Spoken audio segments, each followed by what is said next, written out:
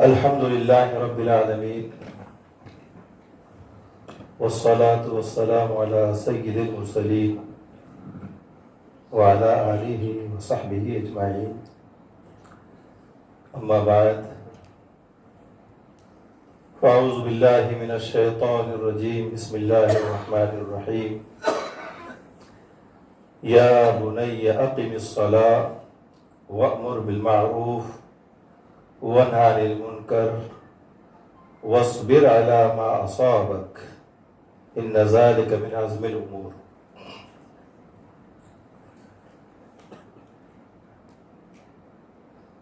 اللہ رب العزت کا لاکھ لاکھ شکر و احسان ہے کہ ہمارے جامعہ کے فاضل اور متحرک اور فعال عالم دین مفتی ہلال صاحب نے ان کے ساتھیوں کے تحریک پر اس اجتماع کے انعقاد کا فیصلہ کیا. اس کے لیے مختلف زاویوں سے، مختلف پہلوؤں سے کئی نشستیں مشورے ہوئے، اور آج الحمدللہ اللہ کا شکر ہے کہ ہم یہاں دور حدیث میں جمع ہیں.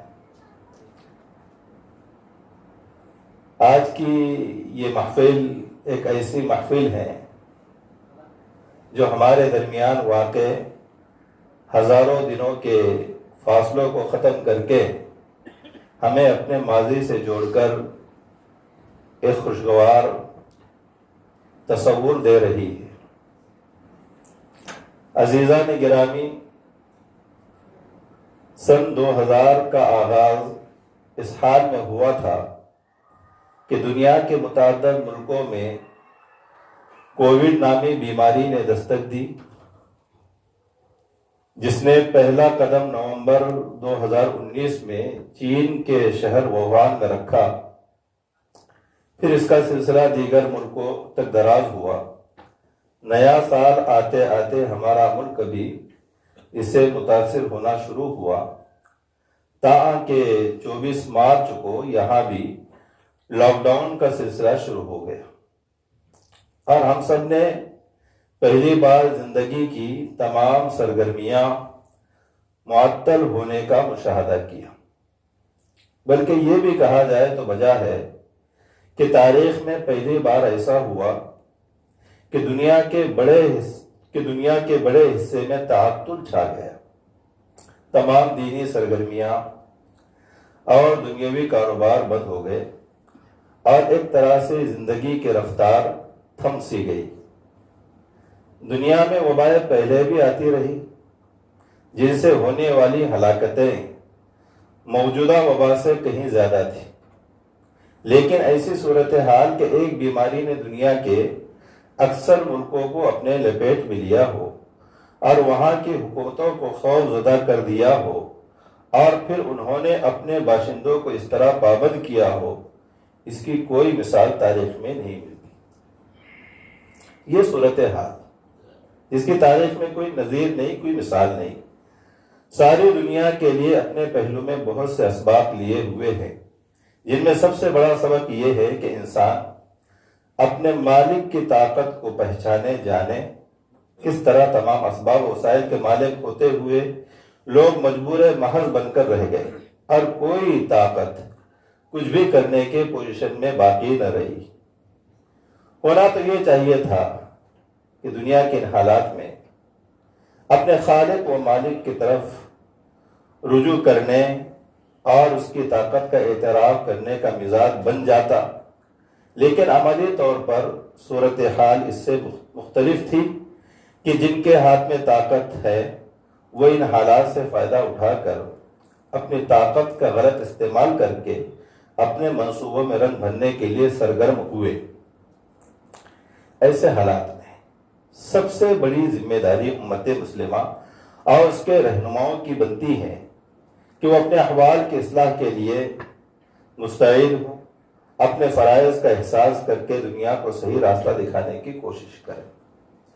ان حالات سے زندگی کے جو شعبے ان حالات سے زندگی کے جو شعبے سب سے زیادہ متاثر ہوئے ہیں ان میں سر فہرست مسلمانوں کا دینی نظام تعلیم، جو مسلمانوں کے ایمانی وجود و بقا کے لیے ریڑھ کی ہڈی کی حیثیت رکھتا ہے، اور ہندوستان جیسے ملک میں تو اہل ایمان کے لیے وہ روح کی حیثیت رکھتا ہے۔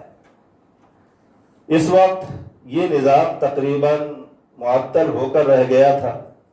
ویسے تو عمومی طور پر ہر قسم کا تعلیمی نظام معطل ہو کر رہ گیا تھا، لیکن عصری تعلیم کی سرگرمیاں کسی نہ کسی حد تک آن لائن جاری تھی۔ مدارس میں آن لائن تعلیم کا سلسلہ بہت محدود سطح پر عمل میں آ سکا، جس کے متعدد اسباب ہیں۔ یوں بھی دینی تعلیم کا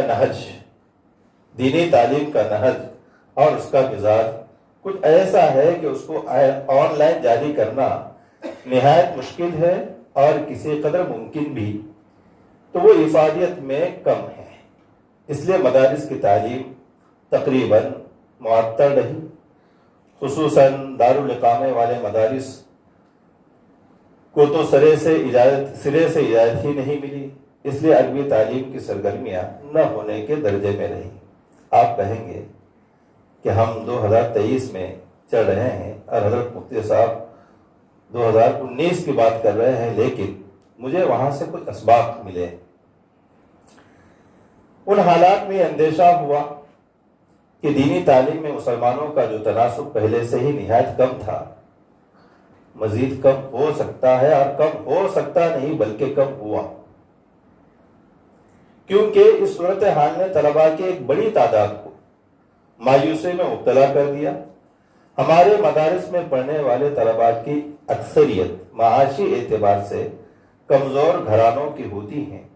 ایسے طلباء کے پاس پڑھنے کے لیے وقت محدود ہوتا ہے، اس لیے ان کا رواں تعلیمی سال خراب ہونے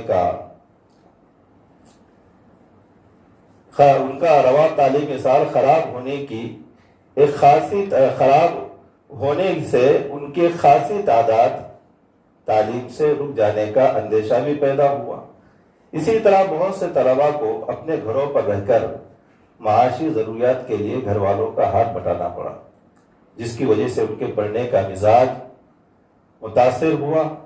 ویسے بھی تعلیم میں لمبا وقفہ آنے سے طالب علم کے ذہن و مزاج پر غلط اثر پڑتا ہے، اور پھر تعلیم کی طرف شوق و رغبت کے ساتھ اس کی واپسی مشکل ہو جاتی ہے۔ یہ 2 مہینے کی جو تعطیل ہوتی ہے، اس میں ہی ہمارا اور آپ کا مشاہدہ ہے کہ بچوں کو دوبارہ مدرسے بھیجنا کتنا آسان ہوتا ہے، کتنا مشکل ہوتا ہے۔ لاک ڈاؤن کا ایک نہایت اہم پہلو یہ ہے کہ لاک ڈاؤن کے وقت میں اکثر مدارس میں تنخواہوں کا سلسلہ بند ہو گیا، بہت سے ائمہ کو مساجد سے فارغ کر دیا گیا۔ اسی طرح دینی خدام کا یہ طبقہ جس کی معاشی ضرورت اسی راہ سے وابستہ تھی، یا تو تدریس سے یا امامت سے، بے روزگار ہو گیا۔ اب ان میں سے بعض لوگ تو قسم و کرسی کی زندگی گزارنے پر مجبور ہوئے، کچھ لوگوں نے روزگار کے لیے محنت مزدوری یا دیگر کاموں کا سلسلہ شروع کر دیا۔ ان میں ایک بڑی تعداد ایسی ہے جس کا واپس اپنی دینی خدمات کی طرف لوٹنا مشکل ہو گیا۔ بہت سے جید الاستعداد علماء ائمہ معاش میں ایسے مشغول ہو گئے کہ اب وہ دینی خدمات کی طرف واپس نہیں آ رہے ہیں۔ یہ لمحہ فکریہ ہے، یہ المیہ ہے۔ اسی کا ایک حصہ یہ بھی ہے میرے بھائیوں کہ دینی خدمات کے نظام میں، یعنی ہمارا جو تعلیمی نظام ہے، دینی خدمات کے نظام میں معاش کی کفالت کی معمولی سی بھی ضمانت نہ ہونے کا یہ عملی تجربہ لوگوں نے دیکھا کہ جو مدرس ہیں، جو امام ہیں، ان کی معاشی حالت اس لاک ڈاؤن کے زمانے میں کیا رہی، اس کو دیکھا، اور اس کو دیکھنے کے بعد انہوں نے اپنی اولاد کو اس تعلیم سے وابستہ کرنے میں سوچا کہ اگر ہم اپنے بچوں کو دینی تعلیم سے وابستہ کرتے ہیں اور وہ مدرس بنتے ہیں یا امام بنتے ہیں، خدا نہ کرے اگر وہ بھی ان حالات سے دوچار ہو تو ان کا حال بھی ان ائمہ اور مدرسین سے مختلف نہیں ہوگا۔ یہ بہت بڑا سبب بنا مدارس میں طلباء کے تعداد میں کمی واقع ہونے کا۔ سمجھتے ہو؟ خلاصہ یہ کہ ان حالات سے دینی تعلیم کا نظام اس وقت جس قدر متاثر ہوا، اس سے زیادہ نقصان آئندہ ہونے کا امکان ہے۔ اس لیے ضروری ہے کہ ہم سب اس صورتحال کو محسوس کریں اور اس شمع نبوت یعنی دینی تعلیمی نظام کی لو کو مدھم ہونے سے بچانے کے لیے ہر ممکن کوشش کریں۔ محترم حاضرین، مدارس اسلامیہ کے اساتذہ کرام، خاص طور پر عربی تدریس سے وابستہ حضرات سے ہماری یہ گزارش ہے کہ مطالعہ اور دیگر علمی مشاغل کا سلسلہ جاری رکھیں اور اپنے علمی ذوق کو متاثر ہونے سے بچائیں۔ اگر کچھ طلباء پڑھنے کے خواہش مند ہو تو ان کو اپنے طور پر پڑھانے کا سلسلہ جاری رکھیں۔ اپنے روزگار کے لیے کچھ محنت کر رہے ہو، اپنے روزگار، ظاہر بات ہے کہ ہم نے سبق لیا ہے تو بہت سارے لوگوں نے روزگار شروع کیا ہے، تو اپنے روزگار کے لیے اگر کچھ محنت کر رہے ہو تو یہ عمل مبارک ہے، کیونکہ حضور اکرم صلی اللہ علیہ وسلم کا فرمان ہے التاجر الصدوق الامین مع النبیین والصدیقین والشہداء والصالحین۔ یقیناً یہ بات انبیاء کی سنت ہے۔ حضرت داؤد علیہ السلام نے بھی اپنے ہاتھ کے ہنر سے اپنا معاش حاصل کیا، اور حضور صلی اللہ علیہ وسلم نے ان کی اس صفت کو خاص طور سے ذکر کیا، ما اکل احد طعاما خیرا من ان یأکل من عمل یدہ وَإِنَّ نَبِيَّ اللَّهِ داود كَانَ يَأْكُلُ مِنْ عَمَلِ يَدِهِ علیہ الصلوۃ والسلام۔ لیکن دینی خدمت کے لیے اپنے عزم میں کمزوری نہ آنے دے۔ کاروبار کرو لیکن دینی خدمت میں اپنے عزم میں کوئی کمی نہ آنے دے، کیونکہ ہم جن کے نام پر جیتے ہیں، جن کے نام پر مرتے ہیں، میرے مراد نبی کریم صلی اللہ علیہ وسلم کہ ہم وارث ہیں، تو جن کے نام پر ہم جیتے ہیں، جن کے نام پر ہم مرتے ہیں، جن کے ہم وارث ہیں، وہ پہلے معلم تھے، تعلیم و تبلیغ آپ کا مقصد تھا، تجارت مقصد نہیں ضرورت ہے، تجارت مقصد نہیں ضرورت ہے، مقصد دائمی ہوتا ہے اور ضرورت وقتی اور عارضی، ضرورت وقتی اور عارضی۔ مقصد کی وجہ سے ضرورت کو تو چھوڑا جا سکتا ہے، مقصد کی وجہ سے ضرورت کو تو چھوڑا جا سکتا ہے، لیکن ضرورت کی وجہ سے مقصد کو چھوڑا نہیں جاتا۔ اس لیے اپنے مقصد پر جمے رہیں۔ میز اپنے پاس پڑھنے والے طلباء کو تعلیمی محنت سے مربوط رکھنے کی بھرپور کوشش کریں، تحصیل علم شریعت کے لیے آنے پر انہیں مبارکباد پیش کریں، ان کے ساتھ ہمدردی و خیرخواہی کا معاملہ کریں، کیونکہ حضور اکرم صلی اللہ علیہ وسلم نے ہمیں اس بات کی وصیت کی ہے، جیسا کہ حضرت ابو نضرہ تابعی رحمۃ اللہ علیہ فرماتے ہیں، عن ابی نضرہ نبی سعید الخدری رضی اللہ تعالی عنہ قال كنا نأتيه فيقول مرحبا بوصية رسول الله صلى الله عليه وسلم قلنا وما وصية رسول الله صلى الله عليه وسلم قال رسول الله صلى الله عليه وسلم إنه سيأتيكم أقوام يتعلمون منكم فاستوصوا بهم خيرا۔ خود طلباء سے ہمیں یہ کہنا چاہیے کہ وہ اس وقت چاہے جن حالات سے دوچار ہو۔ اپنے پاس پڑھنے والے طلباء سے ہم کہیں آپ چاہے جن حالات سے دوچار ہوں، لیکن علم دین کی قدر و قیمت کو ہر وقت ذہن میں مستحضر رکھیں اور ہر حال میں اپنی تعلیم کی تکمیل کا پختہ ارادہ کریں، اور اپنے تمام تر مشاغل کے ساتھ ساتھ روزانہ کچھ وقت اپنی درسی اور دینی کتب کے مطالعے میں صرف کریں۔ موجودہ عالمی حالات بالخصوص ملک ہندوستان کے موجودی سیاسی، سماجی اور معاشرتی احوال بلا شبہ تمام ہی اقوام اور طبقات کے لیے پر آزمائش ہے۔ اس لیے ہم علماء کو مستقبل کے لیے نہایت دور اندیشی، دل سوزی اور اخلاص کے ساتھ لاہے عمل طے کرنے کی ضرورت ہے۔ خاص طور پر نئی تعلیمی پالیسی کے تناظر میں مسلمانوں کے ہر قسم کے تعلیمی نظام کے بارے میں طویل، گہرے غور و فکر اور وسیع مشاورت کے بعد فیصلے کرنے کی ضرورت ہے۔ اسی کے ساتھ ساتھ رجوع اللہ کی بھی بڑی سخت ضرورت ہے، اس لیے کہ حالات کو لانے والا اور حالات کو بدلنے والا، حالات کو لانے والا اور حالات کو بدلنے والا اللہ رب العزت ہی ہے۔ اللہ کرے یہ حالات جو بظاہر مشکل ترین ہماری گرہ خوابی دور کرنے کا ذریعہ بن جائیں۔ علامہ اقبال نے کہا تھا، خدا تجھے کسی طوفان سے آشنا کر دے، خدا تجھے کسی طوفان سے آشنا کر دے کہ تیری بحر کے موجوں میں اضطراب نہیں، تجھے کتاب سے ممکن نہیں فراق کہ تو کتاب خواہ ہے مگر صاحب کتاب نہیں۔ اور ضمن میں ایک بات یہ کہوں کہ دارالعلوم کراچی میں ایسے ہی فضلاء کا اجتماع تھا۔ اس موقع پر ایک فاضل نے کھڑے ہو کر حضرت مفتی تقی صاحب دامت برکاتہم سے سوال کیا کہ حضرت، ہم چونکہ میدان عمل میں ہیں اور لوگوں کی طرف سے اسلامی تعلیمات ہے، اسلامی احکام ہے، اسلامی ہدایات ہے، اس پر مختلف انداز سے شکوک اور شبہات پر مشتمل سوالات کیے جاتے ہیں۔ اسلامی تعلیمات کو، اسلام کو ٹارگٹ کرنا، اس کو نشانہ بنانا، یہ آج معاشرے میں کچھ تو اپنے بھی ہیں، کچھ دوسرے بھی ہیں۔ تو ایسے حالات میں ہم کن کتابوں کا مطالعہ کریں کہ لوگوں کو تشفی بخش جواب دے سکے، یہ کام کی چیز تھی۔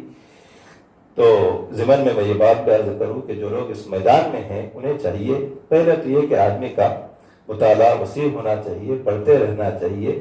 پڑھنا کبھی بند نہیں ہوتا ہے، ماں کی گود سے لے کر قبر تک کے ہمیں پڑھنا ہے۔ ہم طالب علم ہی ہیں، ہم بھی ہیں، آپ بھی ہیں۔ یہ تو کچھ اصطلاح ہے کہ یہ استاد ہے، یہ طالب علم ہے، یہ فاضل ہے، یہ فارغ ہے۔ فارغ ہے ہی نہیں، مشغول ہے سب۔ بہرحال تو حضرت سے ایک فاضل نے کھڑے ہو کر سوال کیا کہ حضرت، جو لوگ اپنے آپ کو دانشور کہتے ہیں اور جدید تعلیم یافتہ ہوتے ہیں اور معاشرے میں ان کا بڑا اثر و رسوخ ہوتا ہے، تو ان کی طرف سے اسلامی احکام پر اشکالات ہوتے ہیں، تو ہم کس طرح سے ان کو مطمئن کریں اور کس طرح سے ان کو تشفی بخش جواب دیں؟ تو حضرت نے فرمایا کہ اس سلسلے میں حضرت تھانوی رحمۃ اللہ علیہ کی 2 کتابیں زیر مطالعہ رہنا چاہیے۔ ایک تو اشرف الجواب، اشرف الجواب، اس کو پڑھ جائیے، صرف پڑھے نہیں بلکہ ہضم کر جائے۔ حضرت کے الفاظ یہ کہ اس کو ہضم کر جاؤ۔ اور اسی طرح سے الانتباہۃ المفید۔ تو اگر کوئی آدمی ان 2 کتابوں کو صرف پڑھتا نہیں بلکہ ہضم کر جاتا ہے تو کیسا بھی سوال ہو وہ اس کا جواب تشفی بخش دے سکتا ہے۔ تو میری درخواست ہے آپ سے کہ چونکہ آپ میدان عمل میں ہیں، باہر ہیں، کام کر رہے ہیں اور اس طرح کی سوالات پیش آتے ہیں، لوگ کرتے ہیں، تو انہیں تشفی بخش جواب دینے کے لیے ان کتابوں کو اپنے مطالعے میں رکھیں۔ اللہ پاک مجھے بھی، آپ کو بھی تاحین حیات اپنے دین کی خدمت کے لیے قبول فرمائے۔ آپ صلی اللہ علیہ وسلم کی اتباع نصیب فرمائے، ایمان پر، اسلام پر زندہ رکھیں، ایمان پر خاتمہ فرمائے۔ وآخر دعوانا الحمدللہ رب العالمین۔